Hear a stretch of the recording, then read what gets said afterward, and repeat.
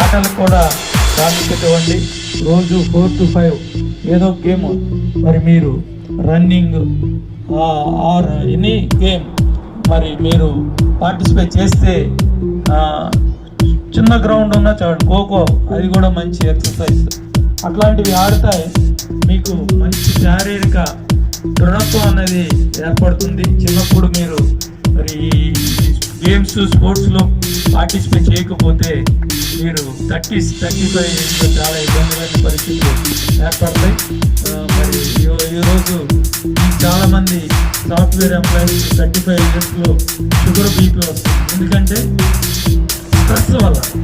Stress, exercise, proper exercise లేకపోతే మనకి అనేక బాడీలో మన బాడీ రెసిస్టెన్స్ పవర్ కోల్పోయి అనేక డిసీజెస్ బాడీని అటాక్ చేస్తాయి.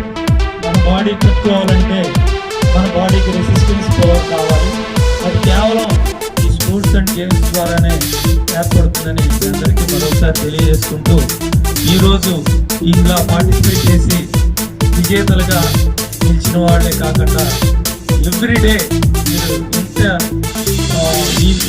ఈరోజు ఎంత కాన్సన్ట్రేషన్తో, ఎంత ఉత్సాహంగా మీరు ఈ స్పోర్ట్స్ అండ్ గేమ్స్లో పార్టిసిపేట్ చేస్తున్నారు. స్పోర్ట్స్లో అట్లాగే ఎవ్రీడే మీ స్కూల్లో ఈవెనింగ్